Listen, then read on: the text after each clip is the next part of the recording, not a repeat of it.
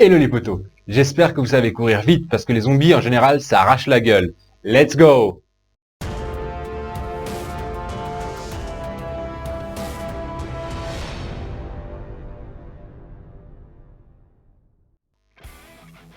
On se retrouve donc aujourd'hui avec Retour à Zombieland de Ruben Fleischer. Ce qu'il faut savoir, c'est que c'est la suite de son premier bébé, mais ce réalisateur entre-temps a aussi réalisé 30 minutes maximum, Venom ou Gang Squad. Concernant les acteurs, on a tout d'abord Woody Harrelson qui reprend le rôle de Tallahassee. Woody Harrelson, il était dans le film culte Tueur Né, la trilogie des Hunger Games ou même Larry Flint. Le deuxième acteur, c'est Jesse Eisenberg dans le rôle de Columbus. Et lui, on l'a vu dans The Social Network, Insaisissable 1 et 2, sachez que le 3 sort bientôt, et enfin dans Café Society.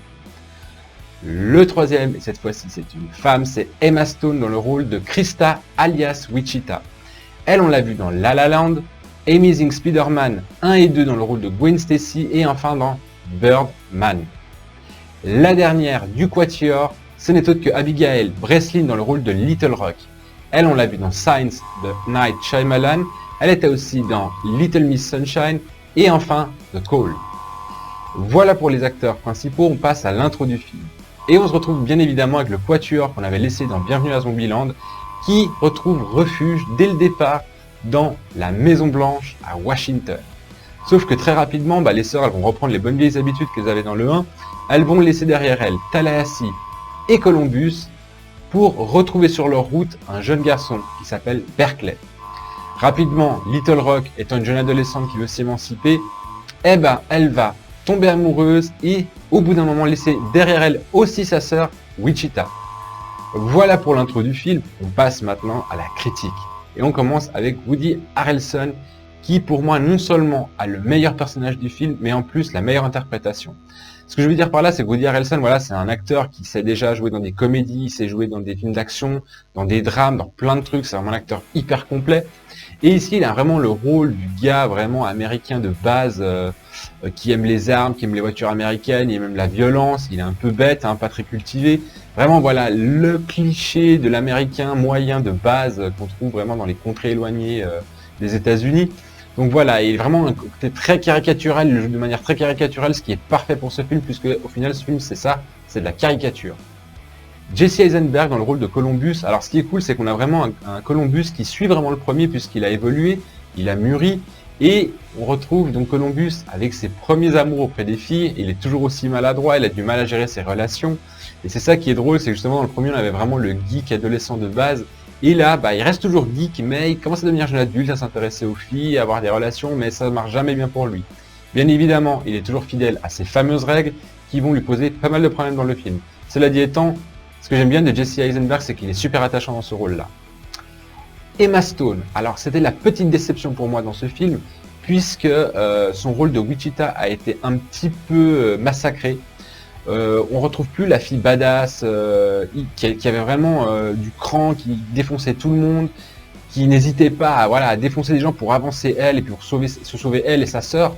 Ici, elle est fade, elle est pas très intéressante, elle est un peu mise de côté, je trouve. Du coup, on a l'impression que même Emma Stone, elle y croit pas trop, quoi. Donc voilà, elle fait bien son rôle parce que c'est quand même une actrice qui sait jouer, Emma Stone, mais son personnage, on sent qu'elle y croit pas. Et Abigail Breslin, pour le coup, c'est la grosse déception du film, puisque c'était vraiment mon personnage préféré, Little Rock, dans le premier. Vraiment la gamine rusée, qui n'a peur de rien, qui est prête à arnaquer n'importe qui pour s'en sortir. Ici, elle est un peu niaise, elle sert un peu à rien, comme je vous l'ai dit dans l'intro, elle tombe amoureuse d'un mec, et voilà, ça se résume un peu à ça. Et pour moi, c'était du personnage préféré, c'est devenu mon personnage un petit peu même presque plus que secondaire, parce que tertiaire, il n'est pas très intéressant, c'est vraiment dommage. Honnêtement, c'est dommage pour ce personnage parce qu'il était vraiment cool. Mais bon, c'est comme ça. On passe maintenant à la critique des décors et accessoires. Alors les décors, c'est vraiment digne des plus gros blockbusters post-apocalyptiques américains. Mais ce qui est marrant, c'est que vous allez voir, bien évidemment, vous imaginez bien qu'ils vont voyager au fil du film, tous les décors, ça va être des clichés, vraiment qui vont mettre en avant des clichés américains, de la société américaine. Et c'est à chaque fois poussé à fond dans la caricature, dans le cartoon, dans le machin. Et c'est vraiment des décors qui peuvent paraître pauvres, mais qui sont ultra riches, qui sont ultra dénonçants et tout. Vraiment, les décors, ils n'ont rien à dire, ils sont magnifiques. Les accessoires, c'est ce qui est le plus intéressant dans le film, puisque c'est autour d'énormément d'accessoires que va être tourné l'humour de ce film, puisqu'en fait les accessoires vont représenter chacun d'entre eux un phénomène américain particulier, ou une personnalité, ou une entreprise, ou quelque chose, et puis du coup, autour de ça, ils vont se foutre de la gueule de ça. Et franchement, les accessoires, vous allez voir dans ce film, ils sont vraiment très très importants.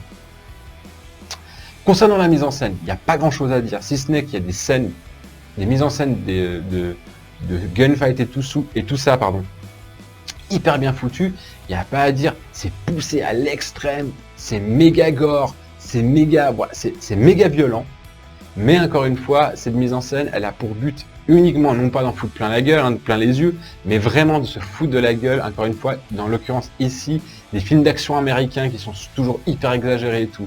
Donc voilà, la mise en scène, par exemple, justement des combats, des gunfights, des poursuites, elles sont vraiment poussées à l'extrême, ultra gore, mais à la limite, je vous dis, avec le reste des dialogues, on en reparlera un peu des dialogues et de la BO, ça fait juste des scènes extrêmement, du coup, ridicules. La deuxième chose aussi qui est vachement bien dans le côté mise en scène, c'est que, étant donné que le héros c'est un peu Columbus, donc c'est Jesse Eisenberg, et ben vous allez voir que ces règles, comme on l'a vu dans le premier, si vous n'avez pas vu le premier, vous regarderez dans le premier, mais elles apparaissent toujours à l'écran, et que parfois c'est marqué règle. Je vous dis un exemple, il n'y a pas dans le film, vous inquiétez pas, mais genre règle numéro 5, toujours compter le nombre de balles qu'on a dans le chargeur, puis après le truc il tombe, et puis c'est marqué courir en toutes circonstances, nouvelle règle. Voilà, encore une fois, ce genre de mise en scène un petit peu jeu vidéo, un peu publicité, c'est encore une fois fait exprès pour mettre en avant déjà que le héros en réalité c'est Columbus, et deuxième, voilà, tout ce côté propagande, changement de loi continuel du système pénal américain. Donc excellent choix au niveau de la mise en scène. Après ça reste hyper classique, attention. Ensuite on passe au scénario. Alors, ça va être paradoxal, je vais vous dire, mais vous allez comprendre pourquoi. En fait, l'histoire en soi, elle n'est pas très très intéressante parce qu'elle est assez bateau au final. Cela dit, comme je vous ai dit tout à l'heure, le groupe va visiter plusieurs endroits et chaque endroit représentera un cliché américain avec son monde qui l'entoure, et dans ce lieu-là, il y aura tous les foutages de gueule qu'ils peuvent faire. Ça sera plusieurs, vous allez voir, vraiment regardez le film, vous allez voir, tout est cliché, tout est caricaturé, tous les lieux sont caricaturés. Et ça, c'est un coup de génie parce que du coup, il y a plusieurs aspects de la société américaine actuelle qui sont complètement démontés par le film. Et ça, c'est génial. Le deuxième point intéressant, et c'est de là, ils ont apporté de nouveaux personnages secondaires, dont un en particulier qui est juste bestial. Il correspond mais tellement à Zombieland que du coup, il représente à lui tout seul une communauté énorme de personnes aux États-Unis, mais son gros défaut à ce personnage, malgré qu'il soit bestial, c'est que du coup, comme je vous l'ai dit auparavant, les deux sœurs, donc Wichita et Little Rock, sont un peu occultées par la force, la caricature de ce personnage. Il est tellement bien écrit que les deux autres, elles sont un peu mises de côté, ce qui est dommage parce que c'est un peu les héroïnes. Mais bon, on perd un petit peu les deux sœurs et on gagne ce personnage. Moi, franchement, on n'est pas gagnant, mais ça compense bien en tout cas. Il est super cool ce personnage.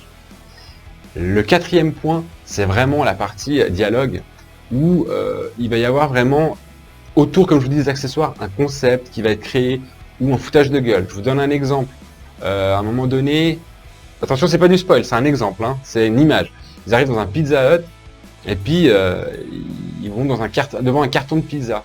Et autour de ce carton de pizza, par exemple, ils vont développer tout un concept, se foutre de la gueule, de l'absurdité du système économique américain autour de ça. Je vais pas vous dire, c'est du spoil, mais voilà, c'est ce genre de choses, c'est ce que vous allez voir tout au long du film, et ça va être à chaque fois excellemment bien écrit.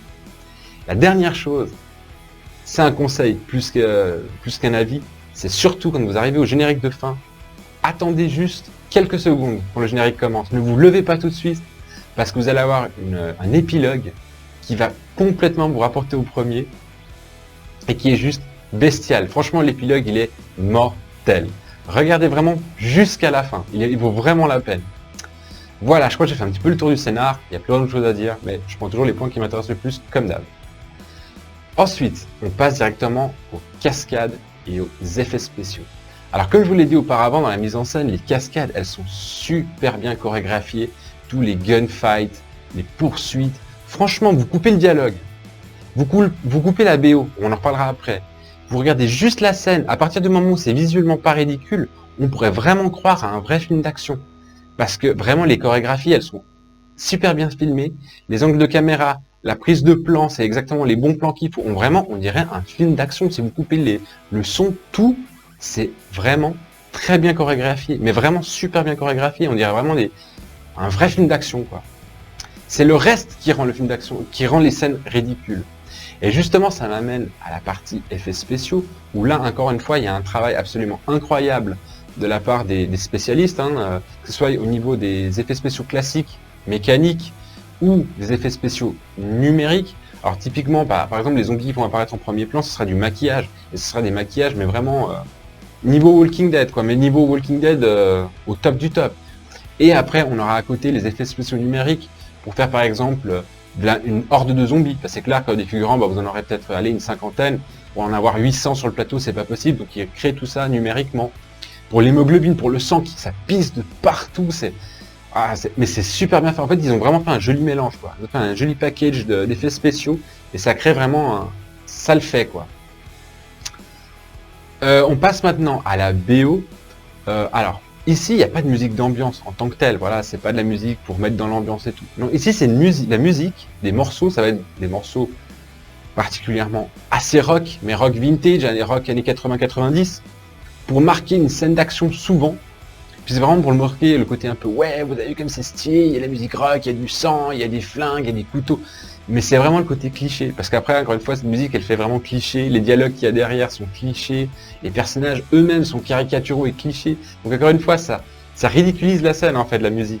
Mais c'est vachement bien foutu, mais il y en a peu, mais c'est vachement bien placé, voilà. Donc j'ai fait le tour du film. En conclusion, qu'est-ce que j'ai pensé de ce film-là? Alors, honnêtement, il est un peu moins bien que le premier. Et il est surtout un peu moins bien à cause, justement, je trouve, en tout cas, du traitement des deux sœurs, donc de Little Rock et Wichita. C'était vraiment une déception par rapport, en tout cas pour moi, par rapport à ça, parce que c'est deux personnages qui étaient très forts dans le premier et qui là perdent énormément de saveur. Ils sont plus aussi bons que l'était par exemple Tallahassee dans le premier et le deuxième, ou Columbus dans le premier et le deuxième, qui sont toujours aussi bons. Elles, les deux, par rapport au premier, elles sont beaucoup moins intéressantes.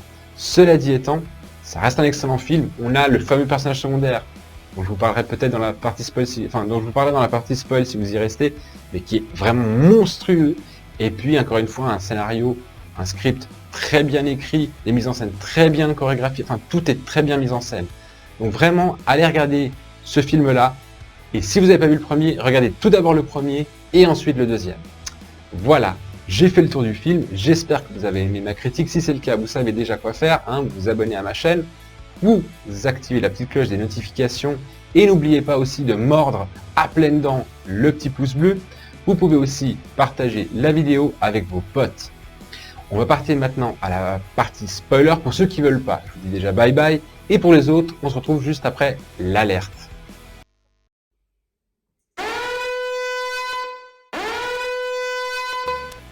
On se retrouve donc avec les spoils en 4 points.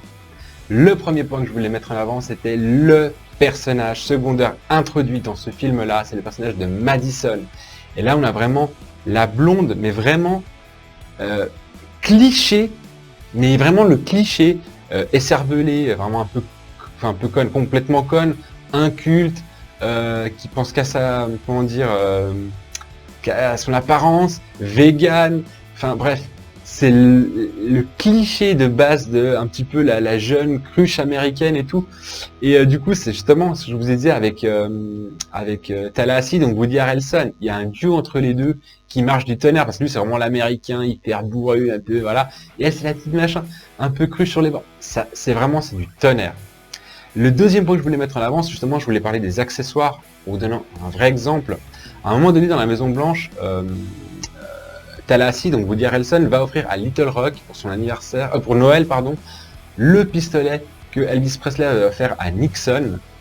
Et ce pistolet-là, en fait, c'est plus cette scène-là, elle est pour dire, voilà, en Amérique, quand vous voulez faire un cadeau à quelqu'un, vous lui offrez une arme, quoi. C'est pour vous montrer le côté ridicule qu'une star offre une arme à feu à un président. C'est le truc complètement aberrant de la société américaine, et là c'est mis en scène de manière humoristique pour dire on en est là aux États-Unis. Le troisième point que je voulais vraiment mettre en avant, j'en ai un peu parlé avant, donc c'est pas vraiment un spoil, mais justement, on a cette Little Rock qui a été complètement écrasée par Fleischer, je sais pas pourquoi, parce qu'elle était vraiment cool ce personnage. Et là vous allez voir, elle quitte, donc je vous ai dit, Wichita. Et les seules scènes qu'on va avoir d'elle, c'est des scènes où elle est avec son mec, donc ce Berkeley, et elle va le suivre jusqu'à la cité de Babylone, où il y a tous les hippies et tout, parce que lui c'est un hippie et tout. Ça correspond absolument pas à Little Rock qu'on avait laissé dans le premier. C'est pas une évolution logique du personnage, et c'est ça qui m'a vraiment déçu. Le dernier point, quatrième, c'est le must du must, c'est l'épilogue. Quand je vous ai dit ne vous levez pas de vos sièges, c'est pas pour rien. C'est juste qu'il va y avoir une scène où ils vont mettre Bill Murray juste le premier jour de l'épidémie de zombies aux États-Unis. Et ça va donner place à une scène où justement il y a de l'autodérision, parce qu'en fait il va se foutre lui-même de sa gueule, donc Bill Murray. Du jour, en fait, il fait une interview pour Garfield 3 et tout le monde l'avait critiqué pour son apparition dans Garfield 3, qu'ils n'avaient pas compris pour l'acteur que c'était de faire un film aussi merdique. Et ben c'est ce jour-là, le jour de l'interview de Garfield 3. Et voilà, il commence à défoncer du zombie lui là-bas. C'est juste mortel la fin. Elle est monstrueuse, elle est vraiment incroyable. Donc voilà pour les spoils en 4 points, j'espère qu'ils vous ont plu. Si c'est le cas, vous savez déjà quoi faire. Mais en attendant, prenez soin de vous et bye bye.